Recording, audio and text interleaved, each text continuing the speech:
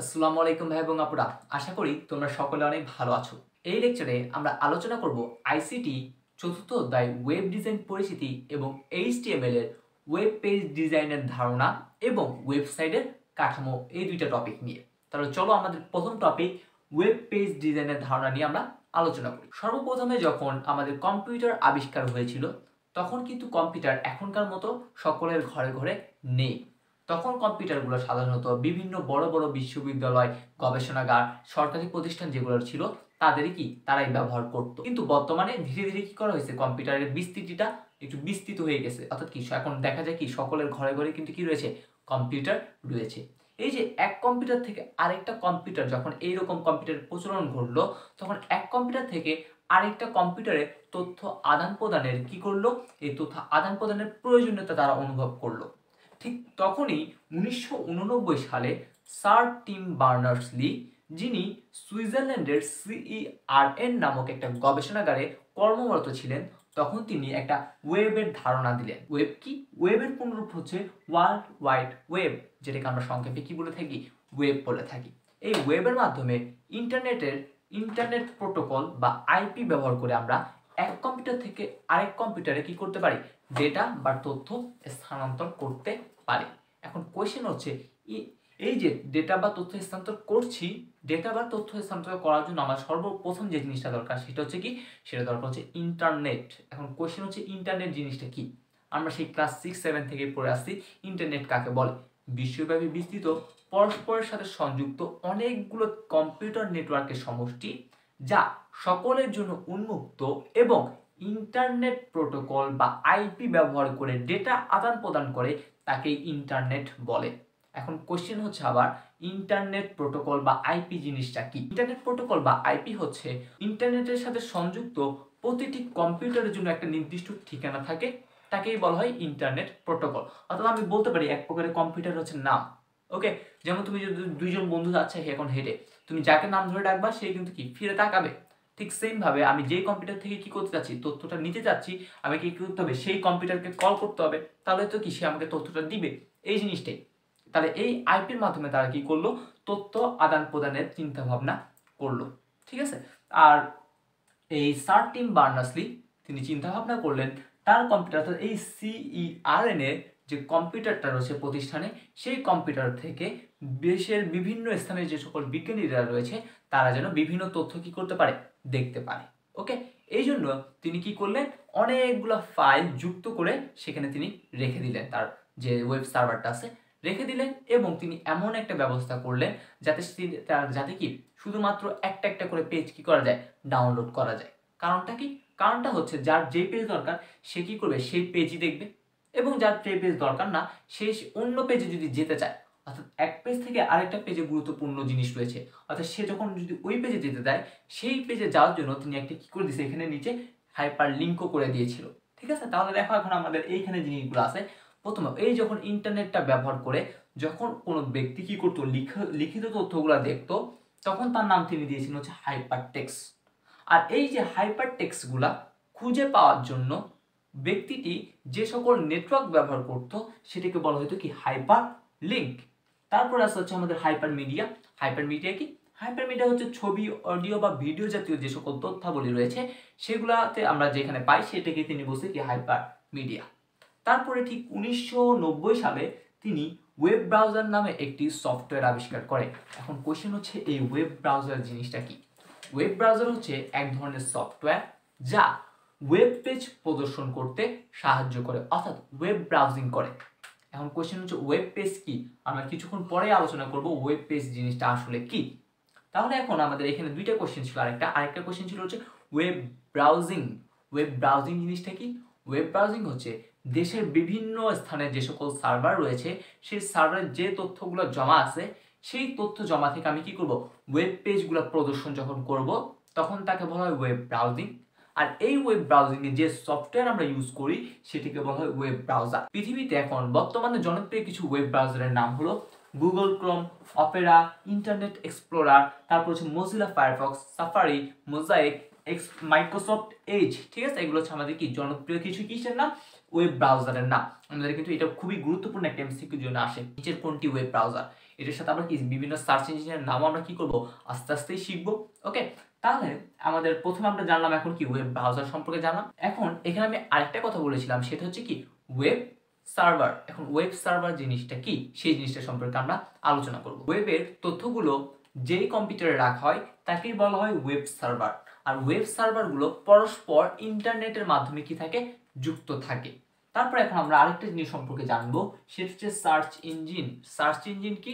Search engine হচ্ছে একটি software বা টুলস বলতে পারি, যেটার কাজ হচ্ছে ইন্টারনেটে যে সকল তথ্য রয়েছে সেই সংরক্ষিত তথ্য থেকে আমাদের যে কাঙ্ক্ষিত তথ্য, আমি যে তথ্যটা খুঁজে বের করতে চাই সেটি কি করবে, আমাকে খুঁজে বের করতে সাহায্য করবে। যেমন আমরা কিছু এখানে সার্চ ইঞ্জিনের নাম রেখেছি, জনপ্রিয় সার্চ ইঞ্জিন যেমন গুগল, বিং, ইয়াহু, আক্স.কম, তারপর হচ্ছে কি পিপিলিকা। এগুলো হচ্ছে কি আমাদের সেই বিখ্যাত কিছু কি সার্চ ইঞ্জিন। আমাদের কিন্তু অবশ্যই ভালো মতো মনে রাখতে হবে কোনটা সার্চ ইঞ্জিন এবং কোনটা কি ওয়েব ব্রাউজার। এই জিনিসের দুইটা উদাহরণ কিন্তু পরীক্ষায় অনেকবার এসেছে। এই দুটো জিনিস কিন্তু আমাদের একটু ভালো মতো মনে রাখতে হবে। এখন আমরা আমাদের যে মেইন পড়া অর্থাৎ কি ওয়েব পেজটা কিভাবে তৈরি করা হয় সেই জিনিসের দিকে চলে যাব। আমরা একটি গুরুত্বপূর্ণ কোয়েশ্চেন নিয়ে আলোচনা করব, সেটা হচ্ছে ওয়েব পেজ কি, কত প্রকার এবং কি কি তা আলোচনা করো। প্রথমে আমরা ওয়েব পেজে একটা সংজ্ঞা লিখে রেখেছি। ওয়েব পেজ হচ্ছে এক ধরনের ওয়েব ডকুমেন্ট যা ইন্টারনেটের সাথে সংযুক্ত বিভিন্ন দেশের সার্ভারে সংরক্ষিত ফাইলকে কি বলা হয় ওয়েব পেজ বলে। এখানে আমরা কিছু জিনিসও আছে। প্রথম হচ্ছে ওয়েব পেজ হচ্ছে এক ধরনের ওয়েব ডকুমেন্ট, ঠিক আছে। ওয়েব মানে কি www এর একটা ডকুমেন্ট, যেটা কি বলছে ইন্টারনেটের সাথে সংযুক্ত বিভিন্ন দেশের সার্ভারে সংরক্ষিত ফাইল। আমরা জানি সার্ভার কি, সার্ভার হচ্ছে হার্ডওয়্যার এবং সফটওয়্যারের সমষ্টি, যেখানে আমরা বলছিলাম ওয়েবের সকল তথ্য কি করা হয় রাখা হয়। আমরা বলছিলাম ওয়েব সার্ভার যেগুলো আছে সেই সার্ভারগুলো কিসের মাধ্যমে যুক্ত থাকে, ইন্টারনেটের মাধ্যমে যুক্ত থাকে। এই জন্য আমরা লিখছি ইন্টারনেটের সাথে সংযুক্ত বিভিন্ন দেশের সার্ভারে যে সংরক্ষিত ফাইলগুলো আছে সেগুলোকে বলা হয় ওয়েব পেজ। ওয়েব পেজ হচ্ছে প্রধানত দুই প্রকার, একটা হচ্ছে কি স্ট্যাটিক ওয়েব পেজ, আর একটা হচ্ছে আমাদের ডাইনামিক ওয়েব পেজ।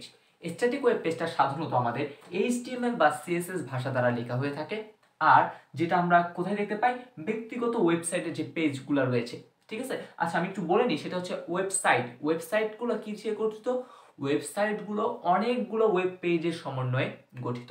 আমি যদি একটা বই তুলনা করি, আমাদের পুরো বইটাই হচ্ছে একটা ওয়েবসাইট, আর বইয়ের যে প্রতিটা পৃষ্ঠা আছে সেই পৃষ্ঠাই হচ্ছে কি ওয়েব পেজ। ওকে, তাহলে আমরা যদি কি বলি ব্যক্তিগত যে ওয়েবসাইটগুলো রয়েছে সেই ওয়েবসাইটে যে পেজগুলো রয়েছে সেগুলোই কি এই স্ট্যাটিক ওয়েব পেজ বলা হয়, যেগুলো কি আমরা HTML বা CSS দ্বারা তৈরি করতে পারি। কিন্তু যেগুলো হচ্ছে ডাইনামিক ওয়েব পেজ সেগুলো কি দিয়ে গঠিত, PHP, ASP, জাভা ইত্যাদি ল্যাঙ্গুয়েজ দিয়ে তৈরি। আর যেটা কোথায় আমরা ব্যবহার করে থাকি ব্যবসায়িক যে ওয়েবসাইটগুলো রয়েছে সেই জিনিসগুলো আমরা কিছুক্ষণ পরে জানবো। এই স্ট্যাটিক ওয়েবসাইট কি, ডাইনামিক ওয়েবসাইট কি, এটা আমরা এটার পরে কি করবো জানবো। তার আগে আমাদের যে জিনিসটা জানতে হবে সেটা হচ্ছে এইখানে যে ভাষাগুলো লিখেছি সেই ভাষাগুলোর একটু আমাদের পূর্ণরূপটা মনে রাখতে হবে। যেমন HTML এর পূর্ণরূপ সবচেয়ে বেশিবার আমাদের মনে রাখতে হবে, এটা কিন্তু MCQ তে আসছে। ঠিক সেম ভাবে সিকিউ জন্য কি খুবই গুরুত্বপূর্ণ। HTML এর পূর্ণরূপ কি hyper text markup language, CSS এর পূর্ণরূপ কি ক্যাসকেডিং স্টাইল শীট, আর এই PHP এর পূর্ণরূপ কি হাইপার টেক্সট প্রিপ্রসেসর, ASP এর পূর্ণরূপ অ্যাক্টিভ সার্ভার পেজেস। এই চারটা উদাহরণ কিন্তু আমাদের একদম মুখস্থ থাকতে হবে, পরীক্ষার মাঝে মধ্যে কিন্তু কি MCQ আসতে পারে। এখন আমরা আলোচনা করব ওয়েবসাইট কত প্রকার, কি কি, এবং সেই ওয়েবসাইটের মধ্যে যে পার্থক্য রয়েছে সেই পার্থক্যটা আমাদের সবচেয়ে গুরুত্বপূর্ণ আরেকটা কোশ্চেন, সেটা নিয়ে আলোচনা করব। আমরা আরেকটি কোশ্চেন দেখি, সেটা হচ্ছে ওয়েবসাইট কি, কত প্রকার এবং কি কি। প্রথমে আগে আমরা ওয়েবসাইট কি সেই জিনিসটা একটু দেখি। এখানে আমি তিনটা সংজ্ঞা লিখে রেখেছি, তিনটা সংজ্ঞাটা আমি কি করবো একটু ব্যাখ্যা দেওয়ার চেষ্টা করব। দেন আমি ওয়েবসাইট কত প্রকার এবং কি কি সেই জিনিসটা বলবো। দেখো প্রথম সংজ্ঞাটা একদম ইজি, এখানে লিখে রেখেছে একাধিক ওয়েব পেজের সমষ্টিকে কি বলা হয় ওয়েবসাইট বলে। ঠিক আছে, আমরা যখন বলছিলাম ওয়েবসাইটটাকে আমি যদি একটা বই চিন্তা করি, বইয়ের যে অনেকগুলো পেজ থাকবে সেটাকে কি বলবো আমরা একত্রে ওয়েবসাইট বলবো। ওকে, বইয়ের যদি তুমি কি বলো একটা যদি পেজ থাকে তখন কিন্তু তুমি সেটাকে কি বলতে পারো না, বই বলতে পারো না। ঠিক আছে, তার মানে ওয়েবসাইট হওয়ার জন্য কিছু হলেও কি দরকার, আমাদের পেজের দরকার। ওকে, অনেকগুলো কি থাকবে পেজ থাকবে। তারপরে 2 নাম্বারটা একটু ইন্টারেস্টিং আছে, এখানে আমাদের কয়েকটা জিনিস বুঝতে হবে। লেখা আছে এখানে একই ডোমেইন নেমের অধীনে যদি একাধিক ওয়েব পেজ সংযুক্ত থাকে তাকেই ওয়েবসাইট বলে। এখন কোশ্চেন হচ্ছে এই ডোমেন নেম জিনিসটা কি, ডোমেন নেম জিনিসটা কি সেটা আমরা যখন ডোমেন নেম আলোচনা করব তখনই জানতে পারবো। কিন্তু আমরা তাও একটু করে জাস্ট বলি, আমাদের যে বন্ধি পাঠশালা যে ওয়েবসাইটটা আছে সেটা ঠিকানা কি www.bondhipathshala.net অথবা .com, যাই হোক না কেন। এইখানের ভিতর এইখানে এই যে .netটা আছে এই জিনিসটা আসলে বোঝায় ডোমেন টাইপ, জাস্ট আমি এখানে টাইপ লিখে রাখলাম, এই জিনিসটা বোঝায় কি ডোমেন টাইপ। আর এই যে বন্ধি পাঠশালা যেটা আছে এইটা বোঝায় তার ডোমেন নেম, এটাই হচ্ছে কি তার সেই ডোমেন নেম। দেখো আমরা বলছিলাম কি সংজ্ঞাতে একই ডোমেন নেমের অধীনে, দেখো বন্ধি পাঠশালার ডোমেন নেমের অধীনে যখন অনেকগুলো কি রয়েছে ওয়েব পেজ সংযুক্ত রয়েছে, এই বন্ধি পাঠশালায় দেখো বিভিন্ন কোর্সের কি রয়েছে বিভিন্ন ধরনের পেজ রয়েছে না, ঠিক আছে, এটাই বুঝতে চাচ্ছি। অর্থাৎ এই একই ডোমেন নেমের অধীনে যখন কি রয়েছে এরকম অনেকগুলো কি থাকবে পেজ থাকবে, তখন সেটাকে আমরা কি বলবো ওয়েবসাইট বলবো। অর্থাৎ এই যে পুরো একটা বন্ধি পাঠশালা এটাও কিন্তু একটা কি আছে বন্ধি পাঠশালা ওয়েবসাইট আছে। এটা হচ্ছে আমাদের সেই 2 নাম্বার উদাহরণটা আমি এখানে বুঝাতে চাইছি এটা দ্বারা। তারপরে দেখো এখন আমাদের 3 নাম্বার আরেকটা, এটা হচ্ছে কি একদম অ্যাকুরেট একটা সংখ্যা বলতে গেলে সবচেয়ে গুরুত্বপূর্ণ একটা সংখ্যা। আমরা পরীক্ষা হলে যদি আসে আমরা হয় 2 নাম্বারটা নয় 3 নাম্বারটা ইউজ করব, 3 নাম্বারটা ইউজ করলে একদম ভালো হয়। তাহলে আমরা একটু 3 নাম্বার সংখ্যাটা দেখি। কি লিখছে, ওয়েবসাইট হলো পরস্পর সম্পর্কযুক্ত 2 বা ততোধিক পেজের সমন্বয়ে গঠিত তৈরি, যা ইন্টারনেটের সাথে সংযুক্ত থেকে কোনো কম্পিউটারে বরাদ্দকৃত স্পেস বা লোকেশন যাতে সকল তথ্যাদি সংরক্ষিত থাকে। এখানে ক্ষেত্রে আমাদের কিছু কথা জানতে হবে, তার আগে আমি এটা কি করি একটু মুছে দিই। এখানে কি বলছে, এখানে বলছে ওয়েবসাইট হলো 2 বা ততোধিক পেজের সমন্বয়ে তৈরি, যা ইন্টারনেটের সাথে কি থাকবে সংযুক্ত থাকবে, যেটা একটা নির্দিষ্ট কম্পিউটারে বরাদ্দকৃত স্পেস বা লোকেশন। আমরা জানি আমরা যে সকল তথ্য রাখি না কেন সেটা কোথায় থাকে, সেটা সার্ভারে থাকে। আমরা যেইখানে তথ্য রাখি না কেন এইটাই মনে করলাম আমাদের সার্ভার, ঠিক আছে। এইখানে সেই বন্দি পাঠশালার সকল তথ্য আমি কি করতে যাচ্ছি রাখতে চাচ্ছি। তার মানে এই যে সার্ভারে যে জায়গাটা রাখবো অর্থাৎ জায়গাটা নিতে হবে প্রথমে আমাদের, তাহলে নেওয়ার জন্য এখানে কিছু কি করতে হবে পেমেন্ট করতে হবে, তাদেরকে প্রতি বছরে একটা কি করতে হয় পেমেন্ট করতে হয়, ঠিক আছে। কতটুকু জায়গা নিচ্ছি তার উপর পেমেন্টটা কি করবে ভ্যারি করবে। তাহলে এইখানে বন্দি পাঠশালায় কি করবে কিছু জিনিস রাখবে, কিছু তথ্য রাখবে যেগুলো আমরা কি করতে পারবো দেখতে পারবো।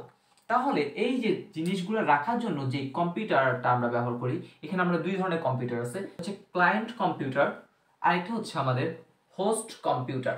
একটা হচ্ছে ক্লায়েন্ট কম্পিউটার আর একটা হচ্ছে কি হোস্ট কম্পিউটার। ওকে, এখানে আমাদের মোট কয় ধরনের কম্পিউটার আছে 2 ধরনের কম্পিউটার আছে, অর্থাৎ একটা ক্লায়েন্ট একটা হোস্ট। এখন কোশ্চেন হচ্ছে ক্লায়েন্ট কম্পিউটার কি হোস্ট কম্পিউটার কি। ক্লায়েন্ট কম্পিউটারটা হচ্ছে বন্দি পাঠশালা, আমি যদি বন্দি পাঠশালার ওয়েবসাইটের কথা বলি, বন্দি পাঠশালা নিজে হচ্ছে সেই ক্লায়েন্ট কম্পিউটার। এই বন্দি পাঠশালা কি করতেছে এই সার্ভারে কিছু তথ্য রাখতেছে, আর তোমরা যারা ভিডিওগুলো দেখছো তোমরা হচ্ছে কি হোস্ট। তোমাদের কাজ কি, তোমাদের কাজ হচ্ছে সেই সার্ভার বন্দি পাঠশালার সার্ভারে যে সকল তথ্যগুলো রাখছে সেগুলো তোমরা এখন কি করতেছো দেখতে পাচ্ছ, ঠিক আছে। এইখানে এই জিনিসটা বুঝিয়েছে আসলে ওয়েবসাইট হলো 2 বা ততোধিক পেজের সমন্বয়ে তৈরি, যা ইন্টারনেটের সাথে সংযুক্ত থেকে কোনো কম্পিউটারের বরাদ্দকৃত স্পেস বা লোকেশন, এইখানে যে স্পেসটা আছে বন্দি পাঠশালা যে ক্লায়েন্ট কম্পিউটারের যে স্পেসটা সেটা কি করতেছো তোমরা দেখতে পাচ্ছ, ঠিক আছে। যেখানে বন্দি পাঠশালা এখানে কি করছে সার্ভারে কিছু তথ্য জমা রাখছে, সেটা তোমরা যখন কি করো রিকোয়েস্ট করো তখন কি করে বন্দি পাঠশালা সেই জিনিসটা তোমাদের দেখায়, ঠিক আছে। এই জিনিসটাই হচ্ছে কি এখানে বুঝতে চাইছে। তাহলে এখানে আমাদের যে জিনিসটা দরকার সেটা হচ্ছে ক্লায়েন্ট কম্পিউটার এবং হোস্ট কম্পিউটার কি সেই জিনিসটা একটু মনে রাখতে হবে। ক্লায়েন্ট কম্পিউটার হচ্ছে আমি নিজে, অর্থাৎ কি যে তথ্যটা রাখবে সে নিজেই ক্লায়েন্ট কম্পিউটার, আর যে তথ্যটা দেখবে অর্থাৎ যে দেখবে সে হচ্ছে কি হবে তখন তাহলে সে হোস্ট কম্পিউটার হিসেবে কাজ করবে। ওকে, আর আমাদের এইটাই হচ্ছে কি আমাদের যে মেইন সংজ্ঞাটা ছিল এটা হচ্ছে আমাদের সেই মেইন সংজ্ঞা। এখন আমরা দেখব হচ্ছে এই যে ওয়েবসাইট 2 প্রকার, একটা হচ্ছে স্ট্যাটিক ওয়েবসাইট আর একটা হচ্ছে ডাইনামিক ওয়েবসাইট, সেগুলা কাকে বলে এবং তাদের ভিতর যে পার্থক্যগুলো রয়েছে সেই পার্থক্যগুলো নিয়ে আমরা এখন আলোচনা করব। ওয়েবসাইট প্রধানত 2 প্রকার, একটা হচ্ছে স্ট্যাটিক ওয়েবসাইট আর একটা হচ্ছে ডাইনামিক ওয়েবসাইট। এখন কোশ্চেন হচ্ছে স্ট্যাটিক ওয়েবসাইট কাকে বলে। স্ট্যাটিক ওয়েবসাইট হচ্ছে যে ওয়েবসাইটে ডেটার মান ওয়েব টেকনোলজি লোডিং বা চালু করার পর আর পরিবর্তন করা যাবে না, তাকেই বলবো আমরা স্ট্যাটিক ওয়েবসাইট। যেমন এই জিনিসটা কি দিয়ে গঠিত, আমরা আগের মতো ঠিক সেম ভাবে এটা HTML এবং CSS ল্যাঙ্গুয়েজ দিয়ে গঠিত। আর এগুলোর উদাহরণ কি ব্যক্তিগত যে ওয়েবসাইটগুলো আছে সেই জিনিসটা। এই যে স্ট্যাটিক ওয়েবসাইট রয়েছে এই স্ট্যাটিক ওয়েবসাইটে খুব সীমিত সংখ্যক কি থাকে পেজ থাকে, দেখা যায় 5 থেকে 15টা পেজের মতো সীমাবদ্ধ থাকে। কন্টেন্ট সংখ্যা কি থাকে, একটু নির্দিষ্ট থাকে। এছাড়া এখানে কোনো ডেটাবেস থাকে না, এই জন্য তুমি তোমার কোনো মতামত এইখানে কি করতে পারবে না, প্রদর্শন করতে পারবে না। তারপর 2 নম্বর হচ্ছে ডাইনামিক ওয়েবসাইট। কাকে বলে? ডাইনামিক ওয়েবসাইট হচ্ছে যে ওয়েবসাইটে ওয়েব টেকনোলজি লোডিং বা চালু করার পর কি করা যায়, পরিবর্তন করা যায়। এইখানে যেখানে পরিবর্তন করা যায় না, আর এখানে কি পরিবর্তন করা যাবে। আর এটা কি দিয়ে গঠিত? পিএইচপি, এএসপি, জাভা ইত্যাদি স্ক্রিপ্টিং যে সকল ল্যাঙ্গুয়েজ রয়েছে সেই ল্যাঙ্গুয়েজ দ্বারা এই ডাইনামিক ওয়েবসাইটটা গঠিত। আর এটা কোথায় ব্যবহার করা হবে? ব্যবসায়িক যে সকল ওয়েবসাইট রয়েছে সেগুলোতে আমরা সাধারণত কি করে থাকি, ডাইনামিক ওয়েবসাইটগুলো ব্যবহার করে থাকি। আর বর্তমানে যে ব্যবসায়িক ওয়েবসাইটগুলো রয়েছে সেগুলো হচ্ছে জোমেলা, ওয়ার্ডপ্রেস, এইগুলা মাধ্যমে কি করা হয়, তৈরি করা হয়ে থাকে। আর এই ডাইনামিক ওয়েব পেজের মাধ্যমে আমরা ডাটাবেস যুক্ত করে দিতে পারি। এছাড়া এইখানে ডাইনামিক ওয়েব পেজে আমি যখন খুশি তখন নতুন নতুন তথ্য কি করতে পারি, যুক্ত করতে পারি, ডিলিট করতে পারি, এই জিনিসগুলোকে আরও আপডেট করতে পারি। এই সকল জিনিসগুলো আমরা এই ডাইনামিক ওয়েব পেজের মাধ্যমে করতে পারি। এখান থেকে আমাদের সিকিউ 4 নম্বরের কোশ্চেন, অর্থাৎ উচ্চতর দক্ষতা একটা কোশ্চেন আসে। উদ্দীপকে একটা প্রশ্ন দেওয়া থাকবে, সেই উদ্দীপকে দেখা যায় কি, উদ্দীপকটা তুমি যদি একটু বিশ্লেষণ করো হয় এরকম থাকবে, অর্থাৎ ওয়েব পেজটা তুমি চালু করার পর দেখতেছো কি আর সেটা কি হচ্ছে না, পরিবর্তন হচ্ছে না। ঠিক আছে, এই জিনিসটা আসতে পারে, ডেটার মানের কোনো কি হচ্ছে না, পরিবর্তন হচ্ছে না, এরকম আসতে পারে। অথবা আরেক জায়গায় আসছে, সেটা হচ্ছে কি, এইখানে এই যে ওয়েবসাইটটা আছে সেই ওয়েবসাইটে কি করতে পারতেছে না, ভিজিটররা কোনো মতামত প্রদান করতে পারতেছে না। এখন তোমার প্রশ্নটা ছিল হচ্ছে এরকম, এই ভিজিটরদের মতামত প্রদান করার জন্য অথবা ডেটার মান পরিবর্তন করার জন্য সে কি করতে পারে, কি ব্যবস্থা গ্রহণ করতে পারে। এই যে যেহেতু তুমি বলতে পারো ভিজিটরদের মতামত গ্রহণ করতে পারে না, তারপর হচ্ছে কি লোডিং অবস্থায় সেটা কি করে না, ডেটার মানের পরিবর্তন করে না, সেখান থেকে তুমি প্রথমে সিদ্ধান্ত নিবা সেটা হচ্ছে একটা কি, স্ট্যাটিক ওয়েবসাইট। ওকে, এই স্ট্যাটিক ওয়েবসাইটকে এখন তোমার কি করতে হবে, ডাইনামিক ওয়েবসাইটে কি করতে হবে, বানাতে হবে। তাহলে স্ট্যাটিক ওয়েবসাইটকে ডাইনামিক ওয়েবসাইটে বানানোর জন্য জাস্ট কাজ কি করবো আমরা, এখানে আমরা এই কাজগুলো করতে পারি। প্রথমে স্ট্যাটিক ওয়েবসাইটটা আমরা জানি HTML দ্বারা গঠিত মূলত, আর সাথে যদি আমরা CSS যুক্ত করি দেখতে কি হয়, আর একটু সুন্দর করে। CSS এর পূর্ণরূপী কি, ক্যাসকেডিং স্টাইল শীট, অর্থাৎ কি করবে, একটু স্টাইল করবে। এই CSS এর যে লেখাগুলো, HTML এর যে লেখাগুলো আছে সেগুলোকে একটু কি করবে, সে স্টাইল করে এই ওয়েব পেজটা একটু সাজাবে আর কি। ঠিক আছে, আর বর্তমানে দেখা যায় কি, প্রত্যেকটা যে ওয়েবসাইট আছে, প্রত্যেকটা ওয়েবসাইটে যেখানে HTML ব্যবহার করেছে সাথে সাথে কি করা হয়, এই CSSটা ব্যবহার করা হয়ে থাকে। তাহলে আর আমরা জানি কি, ডাইনামিক ওয়েবসাইটে কি ছিল, PHP, জাভা, ASP ইত্যাদি স্ক্রিপ্টিং যে সকল ল্যাঙ্গুয়েজগুলো রয়েছে সেগুলো লাগবে। তাহলে প্রথমে সেই যে এখানে HTML দ্বারা গঠিত সেটাকে এখন কি করবে, সেই CSS দ্বারা একটু স্টাইল করলো। স্টাইল করার পর সেই স্ক্রিপ্টিং ল্যাঙ্গুয়েজ হিসেবে PHP, জাভা, ASP দিতে পারে। এছাড়া সে একটা কি ডেটাবেজ অ্যাড করতে পারে। এই সকল জিনিস করার ফলে তার যে স্ট্যাটিক ওয়েবসাইটটা ছিল সেটা ডাইনামিক ওয়েবসাইটে কি হবে, কনভার্ট হয়ে যাবে। এখন আমরা আলোচনা করব আরেকটি গুরুত্বপূর্ণ কোশ্চেন, সেটা হচ্ছে স্ট্যাটিক ওয়েবসাইট এবং ডাইনামিক ওয়েবসাইটের মধ্যে পার্থক্যটা কি। এখন আমরা স্ট্যাটিক ওয়েবসাইট এবং ডাইনামিক ওয়েবসাইটের পার্থক্যটা দেখব। দেখো এখানে আমরা পার্থক্যগুলো লিখে রেখেছি, জাস্ট আমরা একটু দেখবো, সাথে সাথে একটু বোঝার চেষ্টা করব পার্থক্য তারা কি বোঝাচ্ছে। প্রথম জিনিস, স্ট্যাটিক ওয়েবসাইটে আমরা জানি কন্টেন্ট নির্দিষ্ট থাকে। ঠিক আছে, আর এটা সাধারণত কি 5 থেকে 15 পেজের ভিতরে কন্টেন্টটা হয়ে থাকে। কিন্তু ডাইনামিক ওয়েব পেজের যে কন্টেন্টগুলো সেগুলো থাকবে কি, ইন্টারেক্টিভ বা পরিবর্তনশীল তথ্য থাকবে, অর্থাৎ বিভিন্ন সময় নতুন নতুন তথ্য কি আসতে থাকবে, কিন্তু এখানে যেটা আপলোড করা থাকে সেটাই থাকে। ওকে, তারপর 2 নম্বর, এখানে স্ট্যাটিক ওয়েবসাইটে ব্রাউজিংয়ের সময় পেজের কন্টেন্ট পরিবর্তন হয় না, কিন্তু ডাইনামিক ওয়েব পেজের ব্রাউজিংয়ের সময় পেজের কন্টেন্ট পরিবর্তিত হতে পারে। যেমন আমরা যদি ফেসবুকের কথা বলি, ফেসবুক হচ্ছে একটা ডাইনামিক ওয়েবসাইটের উদাহরণ। ফেসবুক যখন তুমি চালাও তখন দেখবা মাঝে মধ্যে কি চলে আসে, মাঝে মধ্যে যে নতুন নতুন জিনিস আসে সেগুলো কিন্তু কি তোমার নিউজ ফিডে চলে আসে, অর্থাৎ কি তুমি চালানোর সাথে সাথে ব্রাউজিং করার সময় কিন্তু কি হয়ে যায়, তোমার কন্টেন্টগুলো পরিবর্তন হতে থাকে। তারপরে দেখো স্ট্যাটিক ওয়েবসাইটের 3 নম্বর পার্থক্য কি, ব্যবহারকারীর ব্রাউজারে খুব দ্রুত লোড হয়, কিন্তু এই ডাইনামিক ওয়েবসাইটটা লোড হতে তুলনামূলক কিছুটা বেশি সময় লাগে। তারপরে হচ্ছে আমাদের স্ট্যাটিক ওয়েবসাইটের 4র্থ নম্বর পার্থক্য কি, সাধারণত কোনো ডেটাবেস থাকে না, কিন্তু আমরা ডাইনামিক ওয়েবসাইটে কি করা হয়ে থাকে, ডেভেলপমেন্ট ডেটাবেস ব্যবহৃত হয়, যা ডেটাবেস কোয়েরির মাধ্যমে বিভিন্ন পরিবর্তনশীল কন্টেন্ট তৈরি করতে পারে। যেমন এইখানে কোনো ডেটাবেস ব্যবহার করা হয় না, এই জন্য এটাও কি আমাদের একটু বেশি নিরাপদ। কিন্তু এখানে কি করা হয়, ডেটাবেসটা ব্যবহার করা হয়, আর সেই ডেটাবেসে, অর্থাৎ তুমি যদি সাপোজ কোনো একটা ফর্ম দিল এখানে, সেই ফর্মে ক্লিক করে তুমি যখন দাও তাহলে সে কী করবে, সে নতুন নতুন তথ্য তোমাকে দেখাবে, কি তুমি যেইখানে ইন্টারেস্টেড সেই জিনিসগুলো কিন্তু কি তোমাকে দেখাবে। তারপরে এখানে দেওয়া আছে ডাইনামিক ওয়েবসাইটের চেয়ে নিরাপদ বেশি, অর্থাৎ স্ট্যাটিক ওয়েবসাইটটা ডাইনামিক ওয়েবসাইটের চেয়ে নিরাপদ বেশি। কারণ কি? কারণ এখানে কেবলমাত্র একমুখী কমিউনিকেশন হয়। আমরা বলছিলাম server to client direct, server to client বা ক্লায়েন্ট টু সার্ভারে কমিউনিকেশন করবে কোথায়? এই অর্থাৎ কি স্ট্যাটিক ওয়েবসাইটে। অর্থাৎ তুমি কিছু চাচ্ছ, জাস্ট তুমি ওর এখানে ওয়েবসাইটে যাবা, যাইলে কি করতে পারবা, দেখতে পারবা। কিন্তু এখানে কি হয়, উভমুখী কমিউনিকেশন হয়। এগুলো কিন্তু এমসিকিউর জন্য গুরুত্বপূর্ণ। কোন ওয়েবসাইটে উভমুখী কমিউনিকেশন হয়? উত্তরটা হচ্ছে কি, উত্তরটা হচ্ছে আমাদের ডাইনামিক ওয়েবসাইট। আবার উদাহরণ আমরা দিয়ে রাখছি হচ্ছে কি ফেসবুক। সাপোজ তুমি যদি ফেসবুকে একটা অ্যাকাউন্ট খুলো, তোমার জন্য একটা ডেটাবেস তৈরি হয়ে যায়। ওকে, আমরা এখন যে মানুষের সাথে কথাবার্তা যেগুলো বলছি, সেই কথাবার্তাগুলো কিন্তু কি ফেসবুকে সেই ডেটাবেস আছে, অর্থাৎ কি ফেসবুকের যারা অধিকারী তাদের কাছেও কিন্তু কি রয়েছে, সেই তথ্যগুলা রয়েছে। তার মানে কি আমার তথ্যগুলো তাদের কাছে এখনো রয়ে গিয়েছে। তার মানে কি উভমুখী কমিশন। প্রথমে কি করে, প্রথমে আমার তথ্যটা সে ফেসবুকের ওয়েব বা ডেটাবেজে নেয়, সেই ডেটাবেস থেকে কোথায় যায়, আমি যাকে পাঠাচ্ছি তার কাছে চলে যায়। অর্থাৎ এইভাবে কি করে, সে উভমুখী কানেকশন করে থাকে।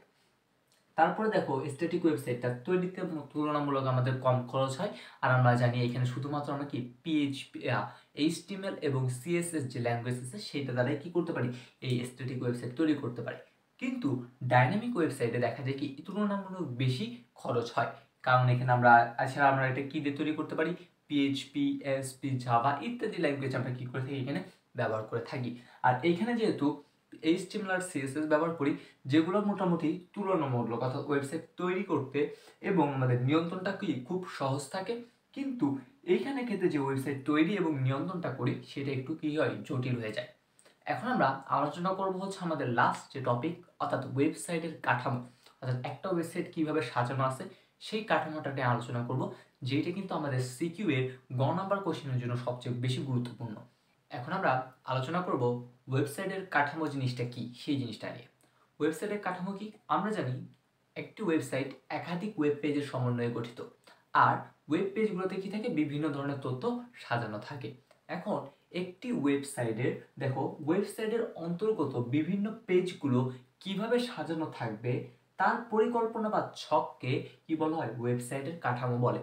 অর্থাৎ একটা ওয়েবসাইটে যে পেজগুলো রয়েছে সেই পেজগুলো কিভাবে আমি সাজায় রাখবো, সেইটার জন্য যে সাজানোটা বা ছক বা পরিকল্পনা যেটা রয়েছে সেটাকে কি বলবো তার। এখন আমরা যখন একটা ওয়েবসাইটে প্রবেশ করি, প্রবেশ করার সাথে সাথে যে পেজটাতে থাকে সেটাকে বলা হয় হোম পেজ। এটা কিন্তু আমাদের এমসিকিউর জন্য খুবই গুরুত্বপূর্ণ।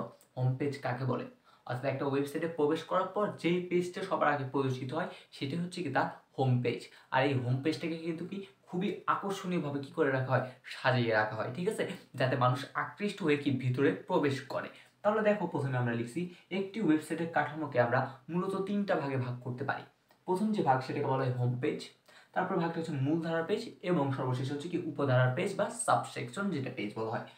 সাপোজ এইটা হচ্ছে আমার একটা ওয়েবসাইট, যেটা আমি তিনটা ভাগে এখন এখানে কি করবো দেখাবো। প্রথমে আমি যখন ওয়েবসাইটটা কি করব, প্রবেশ করব, তখন একটা ওয়েব পেজ দেখাবে। সেটাই হচ্ছে সেই ওয়েব পেজটা যেটাকে আমরা বলতেছি হোম পেজ বা ইন্ডেক্স পেজ, যেটাকে আমরা সূচিপত্র বলতে পারি। একটা বই যেরকম সূচিপত্র থাকে এটাই হচ্ছে সেই সূচিপত্রটা। তারপরে এই সূচিপত্র থেকে আবার যেই জিনিসটাতে আসছি সেটা হচ্ছে আমাদের মেইন সেকশন বা সাইড সেকশন। এখানে মূলত সেই বিস্তারিত জিনিস সকল দেওয়া থাকবে এই মেইন সেকশনের ভিতর। আবার এই মেইন সেকশনটা কতগুলো কি, অর্থাৎ আরেকটা সেকশনে বিভক্ত, যেটাকে বলা হয় সাব সেকশন বা কন্টেন্ট বলতে পারি। ঠিক আছে, এখানে কি সেই কন্টেন্টগুলো, অর্থাৎ এইটার বিভিন্ন কন্টেন্ট এখানে কি থাকতে পারে, সাজানো গোছানো থাকতে পারে। এটাই হচ্ছে কি আমাদের একটা ওয়েবসাইটের যে মৌলিক কাঠামোটা রয়েছিল সেই মৌলিক কাঠামো। এখন এই যে হোম পেজ, মূলধারার পেজ এবং উপধারার পেজ, এই তিনটার উপর ভিত্তি করে আবার আমাদের যে ওয়েবসাইটের কাঠামোটা আছে সেটাকে আমরা চারটা ভাগে কি করতে পারি, ভাগ করতে পারি। এখন আমরা সেই চার প্রকারের যে ভাগটা রয়েছে সেটা নিয়ে আলোচনা করব। এখন আমরা আলোচনা করব লিনিয়ার কাঠামো নিয়ে। আমরা বলেছিলাম হোম পেজ, মূলধারার পেজ এবং উপধারার পেজ, এই তিনটা পেজের ভাবে কি করে থাকে, একটা ওয়েবসাইট সাজানো থাকে। এখন ওয়েবসাইটের পেজগুলো কিভাবে সাজানো থাকবে তাকে আমরা চারটা ভাগে কি করতে পারি, ভাগ করতে পারি। তার মধ্যে প্রথম যে ভাগ সেটা আমরা আলোচনা করবো হচ্ছে লিনিয়ার কাঠামোটা নিয়ে। তাহলে চলো লিনিয়ার কাঠামো কি। যখন একটি ওয়েবসাইটের পেজগুলো নির্দিষ্ট ক্রমানুসারে অর্থাৎ একটির পর আরেকটি এরকম করে কি করবে পরিবর্তন করে প্রদর্শিত হবে, তখন আমরা কি করে থাকি এই লিনিয়ার বা সিকোয়েন্স যে কাঠামোটা আছে সেইটা ব্যবহার করে থাকি। লিনিয়ার কাঠামোর ক্ষেত্রে আমরা দেখতে পারবো সাধারণত নেক্সট, প্রিভিয়াস, লাস্ট, ফার্স্ট ইত্যাদি কথা থাকবে, ঠিক আছে। ইত্যাদি কথা কি করা হয় লিঙ্ক হিসেবে ব্যবহার করা হয়। এখানে আমি একটা লিনিয়ার যে কাঠামোটা আছে সেই কাঠামোটা অঙ্কন করে রেখেছি। আমাদের পরীক্ষায় কিন্তু এইরকম একটা কাঠামো দিয়ে দেয়, অর্থাৎ এই লিনিয়ার কাঠামোর একটা চিত্র দিয়ে দেয়, বলে এই কাঠামোটি কার সাথে মিলে সেটা কি করো ব্যাখ্যা করো। 3 নাম্বার কোশ্চেনের জন্য খুবই গুরুত্বপূর্ণ। তাহলে প্রথম হচ্ছে একটা হোম পেজ, হোম পেজ থেকে পেজ 1, পেজ 1 থেকে পেজ 2, পেজ 2 থেকে পেজ 3, অর্থাৎ কি একটা নির্দিষ্ট ক্রম অনুসারে এখান থেকে এখানে, এখান থেকে এখানে, এখান থেকে এখানে যেতে হবে। আসার সময় ঠিক সেম এখান থেকে এখানে, এখান থেকে এখানে, আবার এখান থেকে এখানে আসতে হবে। ওকে, এটাই হচ্ছে কি আমাদের সেই লিনিয়ার কাঠামো বা সিকোয়েন্স কাঠামোর উদাহরণ। এখন আমরা আলোচনা করব হায়ারার্কিক্যাল বা ট্রি কাঠামো নিয়ে। এটি কি দেখো, ওয়েবসাইটের তথ্য উপস্থাপনের জন্য সবচেয়ে জনপ্রিয় যে পদ্ধতিটা রয়েছে বা উত্তম পদ্ধতি সেটা হচ্ছে এই হায়ারার্কিক্যাল বা ট্রি কাঠামোটি। আমরা কিন্তু হায়ারার্কিক্যাল বা ট্রি কাঠামোটি কিছুক্ষণ আগেই দেখে ফেলেছি, যখন আমরা একটা পেজকে 3টা ভাগে ভাগ করছিলাম, হোম পেজ, সাব পেজ, উপধারা পেজ, ঠিক আছে। সেই 3টা পেজেই কিন্তু কি ছিল আমাদের, যেটা আমি করেছিলাম সেটাই ছিল আমাদের একটা ট্রি বা হায়ারার্কিক্যাল কি কাঠামো। এখন দেখো এখানে আমরা কিছু ইম্পর্টেন্ট নোট লিখে রেখেছি, অর্থাৎ এই কাঠামোতে মূলত 3টি অংশ থাকে। আমরাও দেখেছিলাম 3টা অংশ, একটা হচ্ছে হোম পেজ, একটা হচ্ছে কি মেইন সেকশন, একটা কি ছিল সাব সেকশন ছিল। ওকে, তারপরে এখানে হোম পেজের সাইটের প্রতিটি বিষয়ে লিঙ্ক থাকে, অর্থাৎ হোম পেজেই কি থাকবে প্রতিটা, অর্থাৎ ভিতরে যে যে উপাদানগুলো রয়েছে তাদের লিঙ্ক দেওয়া থাকে, এবং মেইন সেকশনে পেজগুলোর সাথে আবার সাব সেকশনের পেজের কি থাকে লিঙ্ক দেওয়া থাকে। অর্থাৎ এইটার ফলে এইখানে এই সাইটগুলা ব্যবহারের ফলে ব্যবহারকারীরা কি পায়, অতিরিক্ত যে স্বাধীনতাটা আছে সেই তথ্য আহরণের যে স্বাধীনতা সেটা আরো কি বেশি পেয়ে থাকে, ঠিক আছে। অর্থাৎ এক জায়গা থেকে সে সহজে আরেক জায়গায় যাইতে পারে, ঠিক আছে। এই জিনিসটাই আসলে কি করা হয় এই হায়ারার্কিক্যাল বা ট্রি কাঠামোতে করা হয়েছে, যার ফলে এটা হচ্ছে কি সবচেয়ে বেশি ব্যবহৃত, সবচেয়ে সুন্দর এবং জনপ্রিয় হচ্ছে একটা কি কাঠামোর ভিতর একটি। তারপর হচ্ছে এটা আমরা কোথায় ব্যবহার করে থাকি, আমরা মূলত ম্যাক্সিমাম ক্ষেত্রে, ঠিক আছে, ম্যাক্সিমাম ক্ষেত্রে কিন্তু কি এই হায়ারার্কিক্যাল বা ট্রিটাই ব্যবহার করা হয়ে থাকে, যেটা আমরা লিখছি সাধারণত বিভিন্ন স্কুলে, কলেজে, এছাড়া যে বিভিন্ন প্রতিষ্ঠান রয়েছে এই প্রতিষ্ঠানের ক্ষেত্রে দেখা যায় কি এই হায়ারার্কিক্যাল বা ট্রি কাঠামোটা ব্যবহার করা হয়ে থাকে। এখন আমরা আমাদের যে 3 নাম্বার কাঠামো অর্থাৎ ওয়েব লিঙ্ক বা নেটওয়ার্ক কাঠামোটা নিয়ে আলোচনা করব। এখন আমরা আলোচনা করব নেটওয়ার্ক বা ওয়েব লিঙ্ক কাঠামো। এই কাঠামোটা কি, এটাই হচ্ছে সেটার কাঠামোটা আমি এক্সট্রা এঁকে রেখেছি। দেখো এখানে আমরা আগে সংজ্ঞাটা পড়ি। বলা হচ্ছে যে ওয়েবের প্রতিটি পেজ এমনভাবে একে অপরের সাথে যুক্ত থাকে যে যে কোনো এক পেজ থেকে সরাসরি অন্য পেজে যাওয়া যায়। অর্থাৎ এইখানে পেজগুলো এমনভাবে সাজানো আছে যে আমি যে কোনো এক পেজ থেকে যে কোনো এক পেজে কি করতে পারবো, যেতে পারবো। সাপোজ আমি এই একটা পেজ সিলেক্ট করলাম, এই পেজ থেকে আমি এই পেজে যাব, দেখো যেতে পারবো এই রাস্তা দিয়ে। আমি যদি বলি এই পেজ থেকে এই পেজে যাব, এই রাস্তা দিয়ে যেতে পারি। আবার আমি যদি বলি এই পেজে যাব, তাহলে এই রাস্তা দিয়ে কি করতে পারি, যেতে পারি। ঠিক সেম ভাবে প্রত্যেকটা পেজের ক্ষেত্রে কি করা হয়েছে, এমনভাবে স্ট্রাকচার করা হয় যাতে তুমি এক পেজ থেকে যে কোনো একটা পেজে সরাসরি কি করতে পারো, চলে যেতে পারো। এটার নামই হচ্ছে কি আমাদের নেটওয়ার্ক বা ওয়েব লিঙ্ক কাঠামো। ওকে, এখন আমরা আমাদের যে সর্বশেষ কাঠামো অর্থাৎ মিশ্র বা হাইব্রিড কাঠামোটা আছে সেইটা নিয়ে আলোচনা করব। এখন আমরা আলোচনা করব মিশ্র বা হাইব্রিড কাঠামো নিয়ে। নামটা শুনেই বোঝা যাচ্ছে এখানে মিশ্র যেহেতু, তার মানে কি বিভিন্ন ধরনের কাঠামো কি থাকবে, মিক্স থাকবে। তাহলে দেখো আমরা সংজ্ঞাটা পড়ে ফেলি। 2 বা ততোধিক কাঠামোর সমন্বয়ে যে কাঠামো তৈরি হবে সেটাকে বলা হয় মিশ্র বা হাইব্রিড কাঠামো। সাধারণত এখানে আমরা লিনিয়ার এবং ট্রি বা হায়ারার্কিক্যাল যে কাঠামোটা আছে এই দুটি মিলে একটা কি করছি, মিশ্র কাঠামো তৈরি করেছি। আবার বড় বড় প্রতিষ্ঠানের ক্ষেত্রে এই কাঠামোটা কি করা হয়, ব্যবহার করা হয়। কিন্তু এই কাঠামো তৈরিতে কিছুটা কি আছে, জটিলতার সৃষ্টি হয়, কিন্তু এই কাঠামো থেকে কিন্তু সবচেয়ে বেশি কি পাই আমরা, সুবিধা পেয়ে থাকি। ওকে, অর্থাৎ এই কাঠামোটা তৈরি করার জন্য আমি যদি প্রথমে ভালো মতো কি করে রাখি, ডিজাইন করে রাখি, এবং ডিজাইনের মাধ্যমে যদি কি করতে পারি, এই জিনিসটা ইমপ্লিমেন্ট করতে পারি, তখন দেখা যায় কি আমাকে ভালো সে কি করবে, ফলাফলটা দিবে। ওকে, তাহলে দেখো এখানে হচ্ছে আমাদের সেই লিনিয়ার কাঠামো, যেটা আমরা জানতাম এর প্রথমে এখান থেকে এখানে, এখান থেকে এখানে এরকম যাচ্ছে লিনিয়ার কাঠামো। আর এটা হচ্ছে কি একটা ট্রি বা হায়ারার্কিক্যাল কাঠামো, যেখানে আমরা জানতাম এটা হচ্ছে আমাদের ছিল হোম হোম পেজের পর এটা ছিল আমাদের মেইন পেজ, আর মেইন পেজকে আমরা ভাগে ভাগে করছিলাম সাব পেজ বেনিয়েছিলাম। ঠিক আছে, তাহলে এটাই হচ্ছে কি আমাদের সেই মিশ্র বা হাইব্রিড কাঠামো। আজকের লেকচার 1টা এতটুকুই। এখানে আমরা মূলত কি আলোচনা করলাম, ওয়েব পেজের ডিজাইনের ধারণা এবং আমরা ওয়েবসাইটে যে কাঠামোগুলো রয়েছে সেই কাঠামোগুলো কি করলাম, আলোচনা করলাম। সাথে আমরা ওয়েবসাইট কত প্রকার কি কি, ওয়েব পেজ কত প্রকার কি কি, এই সকল বিষয় কি করলাম, আলোচনা করলাম। লেকচার 2-এ আমরা আমাদের যে মেইন পড়াগুলো রয়েছে সেই মেইন পড়ার দিকে ধাবিত হব। ধন্যবাদ সকলকে।